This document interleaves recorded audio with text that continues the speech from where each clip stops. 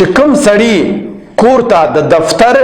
یا د کاروبار خبرې اترې کور ته راوړي او د دفتر کار کور ته راوړي نو د دغې ښځې او د خاوند ترمنځ به هم اکثر جګړې وي، نفرتونه به وي او دا ښځه به تنګ وي چې دفتر کې مو غونډه ورځ تېره کې او بیا کور ته هم د دفتر چې کوم دی خبرې او کارونه راوړي یا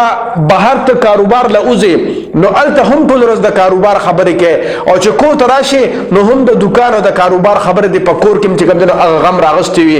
نو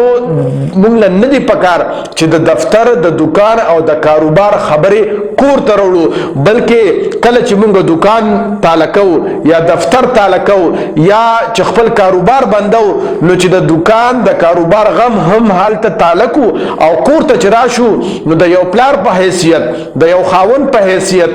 د یو رور په حیثیت او د یو بچی په حیثیت دغلته ژوند کوو. ځکه چې کله خلک دفتر کار او د کور کار مکس کی نو بیا چې کم دی نو کور والا بدن تنگ شي او د دغه نه هم نفرتونه پیدا کیږي او محبت کمیږي. نو دویمه اهمه خبره دا شوله چې د دفتر دوکان او د کاروبار غمونه کور ته نه دي راوړل پکار. کور کې به د کور غمونه کوو او بهر به د بهر غمونه کوو. د خدای دپاره پښتنو سانونه وپېژنئ، ستاسو دپاره خو به ځان له پیغمبر نه راځي.